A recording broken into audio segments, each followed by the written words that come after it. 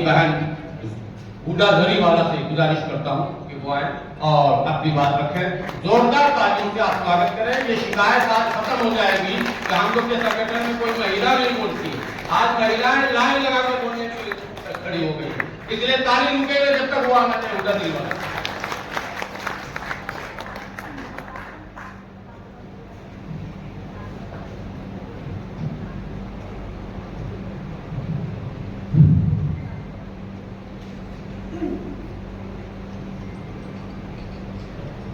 तमाम नाज़रीन, हाज़रीन, तमाम लोगों को सबसे पहले नमस्कार, सत श्री अकाल, जय हिंद। सबसे पहले तो दो जगह बस कुछ करीब अजीजी लोग हैं, अजीज लोग हैं जिन्होंने केक कटवाने के लिए रुकवा लिया था, तो दो जगह से होती थी, नोएडा से आ गई हूँ तो माजरत चाहती हूँ, इसलिए लेट हो गई। चलिए इब्तिदा करते हैं। मेरे ख्याल से मैं अपनी तकरीर का आगाज एक नारे से करना चाहती हूँ, साथ दीजिएगा।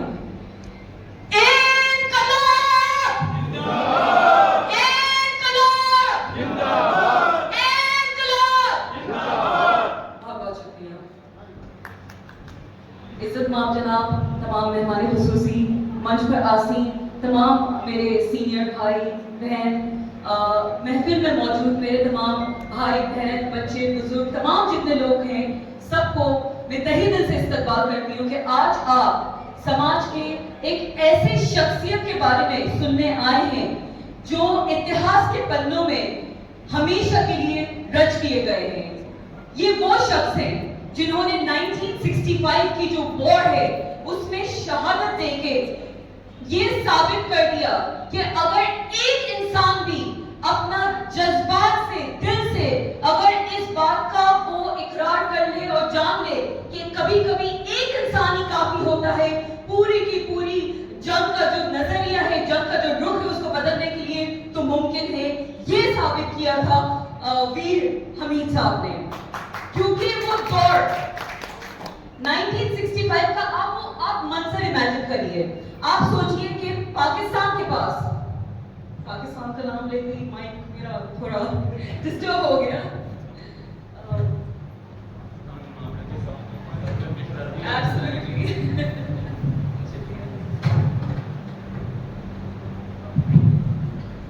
तो आप वो मंजर इमेजिन करिए जिसमें पाकिस्तान के पास जो उस वक्त टैंकर्स थे, जो उनके पास जो वेपनरी थी वो इतनी हाई क्वालिटी की थी, क्योंकि उससे कुछ अरसे पहले जो चाइना के साथ जंग हुई थी जिसमें पाकिस्तान को कहीं ना कहीं लग रहा था कि हिंदुस्तान एक्चुअली कमजोर हो चुका है, वीक हो चुका है, they will not be able to do anything।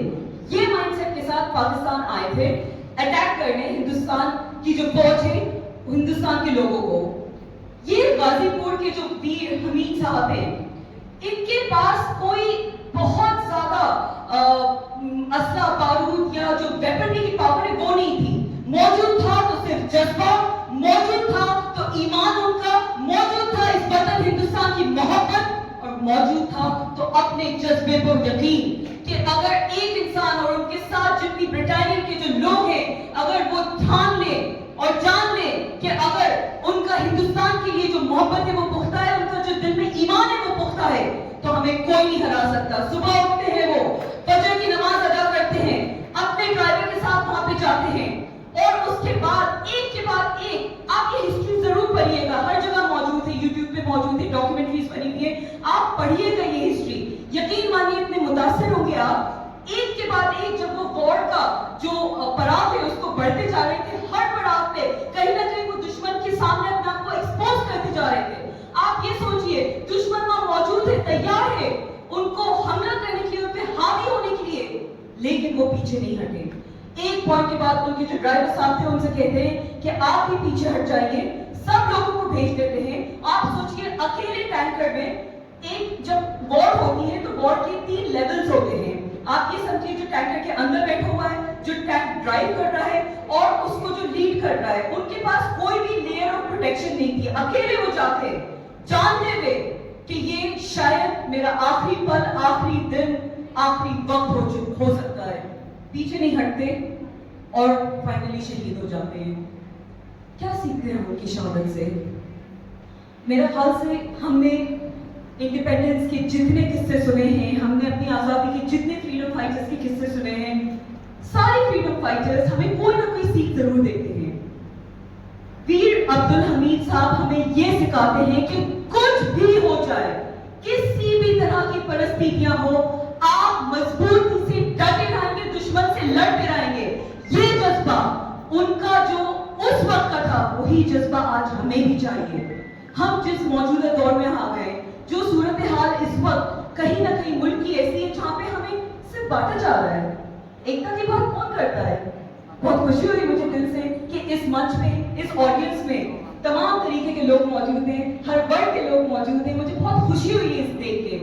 मगर इस तरह की महफिलें भी कितनी आज के टाइम पे महदूद हो चुकी हैं। So at the end of the day, अगर इत्तेहाद की हम बात करते हैं, अगर यूनिटी डाइवर्सिटी की बात करते हैं, अगर संविधान के उन आर्टिकल्स की बात करते हैं जो हमें right to protection of freedom, right to profess religion, right to liberty, fraternity, सारी जितनी ये चीजें आती हैं, वो सारे संवैधानिक हक कहीं ना कहीं सिर्फ संविधान तक कहीं ना कहीं महदूद होकर रह गए हैं। Because at the end of the day हम आवाज उठाना भूल गए, और अगर आवाज उठाते भी हैं तो शायद उस आवाज उठाने में इतना इत्तेहाद नहीं है हमारे अंदर, जिसकी वजह से हम सारे के सारे लोग आज के टाइम के जो दुश्मन है, आज के टाइम पे जो लोग हमारे मुल्क को कमजोर करना चाहते हैं, उनके खिलाफ एक आवाज बन सके। क्योंकि मुहर्रम का टाइम भी चल रहा है, और ये वो टाइम है जो हमें करबला की वो जंग याद दिलाता है, हमें वो टाइम याद दिलाता है जब जेन्युइनली बातिल का जो कहीं ना कहीं जो हक का जो गलबा हुआ है बातिल पे, वो। और उससे ज्यादा शुक्रिया अदा करता हूं मैं भाई हाफिज गुलाम सरवर साहब का और जिशान हैदर मलिक साहब का, कि जिन्होंने सियासी मंच नहीं, अपने नाम कमाने के लिए नहीं, बल्कि देश के लोगों को बताने के लिए, वीर अब्दुल हमीद की शहादत को बताने के लिए आज दिल्ली की सरजमी पर ही प्रोग्राम रखा है। मैं बताना चाहूंगा कि तादाद से कोई मतलब किसी चीज का नहीं है, मतलब है कि कितने लोग किस काम को पसंद करते हैं। थोड़ी तादाद से भी बड़ा काम हो सकता है। अगर तादाद से कोई काम होता तो आप मोहम्मद मुस्तफा सल्लल्लाहु अलैहि वसल्लम 313 के साथ चले थे। अगर तादाद से काम होता तो भगवान बुद्ध अकेले गए थे। अगर तादाद से काम होता तो बाहे गुरु नानक जो थे वो भी तमाम लोगों को साथ लेकर भी छोटी सी काबे के साथ चले थे। काम होता है, अगर अंजाम तक पहुंचाना होता है तो सिर्फ हिम्मत और हौसले से होता है, बाकी किसी और चीज से नहीं होता। मुझे कोई इस बात कहने में गुरेज नहीं, अगर यही प्रोग्राम कोई सियासी मंच का होता तो शायद इस हॉल के अंदर कमी ना होती। मगर मैं ये बात फख्र के साथ कहता हूं कि पानी पानी रह गया। जिन लोगों को खबर दी थी वो जो यहां नहीं पहुंच पाए, मगर जो मलाई थी वो यहां मौजूद है, काबिल तारीफ है आपको। साथियों, वीर अब्दुल हमीद साहब, इसके बारे में भी डॉक्टर साहब ने बताया। मैं तो सिर्फ एक ही बात कहूंगा, इस दुनिया के अंदर अगर कोई आदमी अपनी जिम्मेदारी समझता है तो जिम्मेदारी इतनी बड़ी चीज होती है कि वो जान से भी बढ़कर होती है, जिंदगी उसके सामने छोटी होती है। वीर अब्दुल हमीद साहब जब 1965 की लड़ाई लड़ रहे थे तो ऐलान किया था पाकिस्तान ने, ऐ भारत, कल 2 बजे जुमे की नमाज हम दिल्ली की जमा मस्जिद में पढ़ेंगे। वही इस भारत का बेटा, वही हमारा बाप और दादा, उसने ऐलान किया था, ऐ पाकिस्तान, अगर तू नारे तकबीर अल्लाहू अकबर कहकर भारत पर हमला करेगा तो ये मुसलमान का बेटा नारे तकबीर अल्लाहू अकबर कहकर तुझे जवाब देने का काम करेगा। जब वो टैंक गड़गड़ाता हुआ भारत की तरफ चल रहा था, वीर अब्दुल हमीद साहब ने, हमारे दादा ने ये नहीं सोचा था मेरे बच्चों का क्या होगा, मेरा क्या होगा। अगर सोचा था तो ये सोचा था मेरे देश का क्या होगा, मेरे देश का क्या होगा। और उन टैंकों को तोड़कर दिखा दिया था और बता दिया था कि हम अगर मुसलमान हैं तो वतन से सबसे पहले प्यार करते हैं, वतन से सबसे पहले प्यार करते हैं। आज देश के अंदर जहर घोलने का काम किया जा रहा है और वो लोग 2% लोग हैं। मगर मैं सैल्यूट और सलाम करता हूं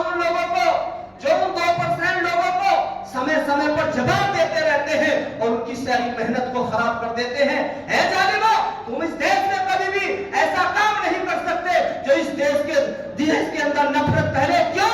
क्योंकि अशफाकुल्लाह खां हो, चाहे सरदार भगत सिंह हो, चाहे मंगल पांडे हो, चाहे वीर अब्दुल हमीद हो, इन सब की शहादत नकारा नहीं जा सकती। हाँ, इतना जरूर हो सकता है, तुम्हारा गलबा थोड़ी देर के लिए हो सकता है। जब जब ऐसी कोई ताकत उठेगी तो मंसूर जी जैसे तुम्हारे सामने मौजूद होंगे। जब जब ऐसी कोई ताकत उठेगी तो सिर्फ भाइयों के सामने मौजूद होंगे। जब जब कोई ऐसी ताकत अपनी आवाज उठाने का काम करेगी तो बाड़मेर में मस्जिद शहीद करने के लिए जो सरकार ने आदेश दिया था, हिंदू भाइयों ने वहां जो जंगल का हिस्सा लिया है, उन सब की साजिशों को नाकाम कर दिया है। मैं गुजारिश करता हूं आप लोगों से, अपनी बात खत्म करता हूं क्योंकि तमाम सीनियर लोग यहाँ बैठे हैं। मैं किसान का बेटा हूं, अगर मुझे ये साथी का बुलावा होता है पार्टी का तो मैं बिल्कुल नहीं आता, मगर जिस दिन से मुझे इस प्रोग्राम की खबर मिली है, मैं दुआ कर रहा था अल्लाह से कि अल्लाह अगर मेरी मौत है तो उस प्रोग्राम के बाद मौत दे देना, मगर उस प्रोग्राम में शिरकत दे देना। क्यों? क्योंकि यही असली त्योहार है, यही असली हमारी चीज है। मेरे भाइयों, अपने अजू लेकर यहाँ से जाना है। हमें कभी भी कानून और संविधान के बाहर नहीं रहना और अपने वीर शहीदों को याद करना है। उनकी रूहों को और आत्माओं को अगर हमें सुकून पहुंचाना है तो उनके बताए नक्शे कदम पर चलना है और उनको याद करना है। मेरी बात कहने सुनने में कोई गलती हुई तो माफ करना, आपका भाई और बेटा हूं। मेरा मकसद किसी के मान सम्मान में ठेस पहुंचाना नहीं था, मेरा मकसद अपनी बात कहना था। मैं उम्मीद रखता हूं से लोग ज्यादा हलाक हो गए, तो वहाँ पे हमारी ऑर्गेनाइजेशन वहाँ सेवा कर रही है। इस टाइम के ऊपर पूरा चल रहा है और पिछले 27 साल से ये हम सेवा कर रहे हैं। मगर ये सारी सेवाएं जो हैं ये गुरु के आशिक जो मैसेज दिया हुआ है हमें, हम उसके हिसाब से करें। हम कहते हैं कि जिस भी धर्म का लोग हैं वो अपने धर्म में पूरे रहे, जो उनके आयतें हैं और उनके जो श्लोक हैं उनके ऊपर जीवन का अपना निर्वाह करें। पर कोई करता ही नहीं है हमारे। अगर सच्चा मुसलमान है तो अगर 5 वक्त की नमाज अदा कर रहा है तो वो नमाज किस कंसर्न में है, अगर उसको लेके अपने जीवन में रख के अपना जीवन उस हिसाब से प्रैक्टिकल चले तो फिर ये देश और ये दुनिया कहाँ पहुँच जाए। आज आप लोगों जो ये बाउंड्रीज बनी हुई हैं सारी, ये हमारे इंसानों की बनाई हुई बाउंड्रीज हैं सारी। फंस गए हैं सारे छोटे छोटे, तो उसी में हम फंस के रह गए। अब कई लोगों को ये है कि सिख तो हमेशा मुसलमानों के साथ लड़ते ही रहे हैं, जो ये पुरानी आयात है। मगर ये आपको ये जानकर और भी हैरत होगा कि जो हमारा मेन जगह है दरबार साहब अमृतसर, उसकी जो नींव रखी गई है वो मियाँ मीर जी ने रखी। इससे बड़ा मोहब्बत का पैगाम क्या होगा। और जब छोटे साहिबजादों को शहीद किया गया तो उसका जब संस्कार करना था तो उसके संस्कार के लिए जो जमीन खरीदनी थी वो एक एक सोने की मोहर रख के ली गई और वो ली जैन समाज से टोडरमल जी ने। तो ये मोहब्बत आर्मी मैन या एक्स आर्मी मैन हो तो प्लीज वो हाथ उठाए, खड़े ना हो प्लीज, क्योंकि मैं बहुत सम्मान करता हूं। अगर कोई आर्मी मैन मौजूद है तो प्लीज हाथ उठाए, एक्स हो चाहे सर्विंग हो। चलिए, ये बहरहाल ये जिम्मेदारी मुझे ही निभानी पड़ेगी क्योंकि मैं एक आर्मी के डॉक्टर का बेटा हूं और एक आर्मी अफसर मेजर का बाप। तो आर्मी की जिम्मेदारी में बहरहाल हम मुद्दे के ऊपर आज का जो हमारा सब्जेक्ट है वो युवा प्रेरणा, सद्भावना, देशभक्ति और वीर अब्दुल हमीद के जन्म दिवस की बात करते हैं। तो सबसे पहले हम एकता की बात करें। देश की एकता के लिए मैं ये कहना चाहूंगा कि हिंदू न बन के देख, मुसलमान न बन के, हिंदू न बन के देख, मुसलमान न बन के देख। इंसान है, इंसान को इंसान बन के देख और मत कर फसाद मंदिरों मस्जिद के नाम पर दुनिया में अपने काम की पहचान। जो पहचान यूनाइटेड सिक्स बनकर दिखा रहे हैं, जो पहचान ख्वाजा मोइनुद्दीन चिश्ती रहमतुल्लाह अलैह की दरगाह बनकर दिखा रहे हैं, जो हरमंदिर साहब बनकर दिखा रहे हैं,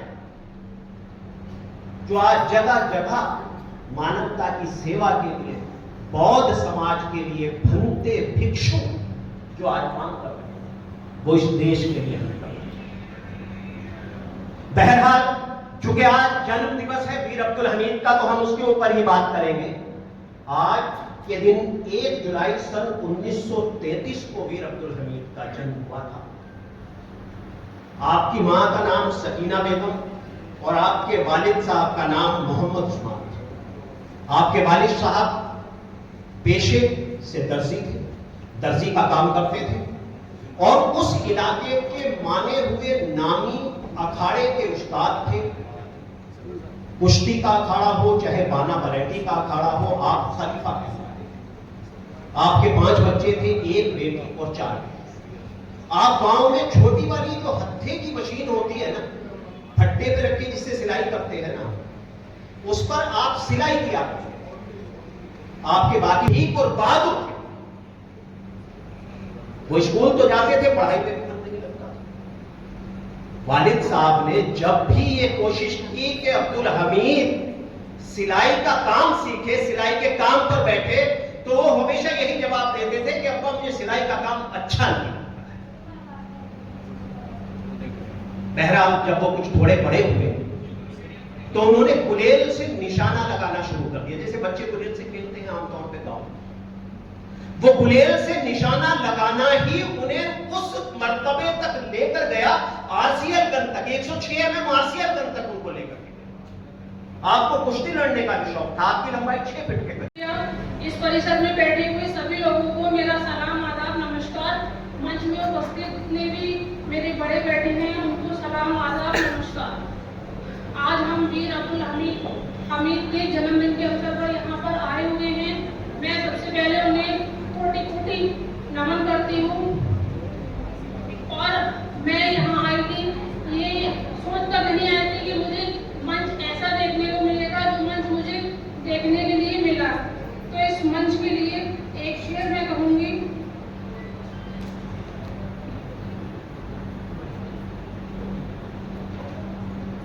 यूनान, मिस्र, रोमा सब मिट गए जहां से, लेकिन मगर है बाकी नामो निशान हमारा।